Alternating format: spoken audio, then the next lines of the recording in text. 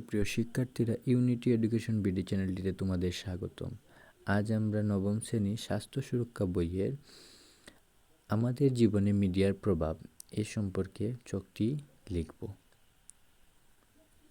এখানে মূল মেসেজে বিষয়বস্তুর ধরন, আমাদের শারীরিক স্বাস্থ্য, মানসিক স্বাস্থ্য ও পারিপার্শ্বিক সম্পর্কে ইতিবাচক প্রভাব এবং নেতিবাচক প্রভাব সম্পর্কে এই চকটি লিখব।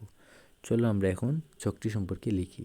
মূল মেসেজ বিষয়বস্তুর ধরনে লিখব টেলিভিশন, আর ইতিবাচক প্রভাব লিখব বিনোদন পেয়ে থাকি, মন ভালো হয়, তথ্যমূলক সংবাদ পেয়ে থাকি, জ্ঞান অর্জিত হয়। আর নেতিবাচক প্রভাব হলো চোখের ক্ষতি হয়, মানসিক প্রভাব পড়ে।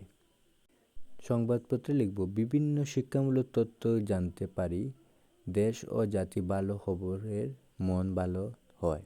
মোবাইলে লিখব বিনোদন পেয়ে থাকি, মন ভালো হয়, তথ্যমূলক সংবাদ পেয়ে থাকি, জ্ঞান অর্জিত হয়। নেতিবাচক প্রভাব লিখব চোখের ক্ষতি হয়, মনোযোগ নষ্ট হয়, মানসিক প্রভাব পড়ে।